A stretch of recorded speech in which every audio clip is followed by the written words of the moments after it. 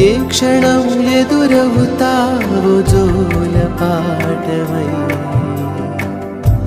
ఆకలని అడగక ముందే నోటి ముద్దు నువ్వై ఏ కథలు వినిపిస్తావో జాబిలమ్మ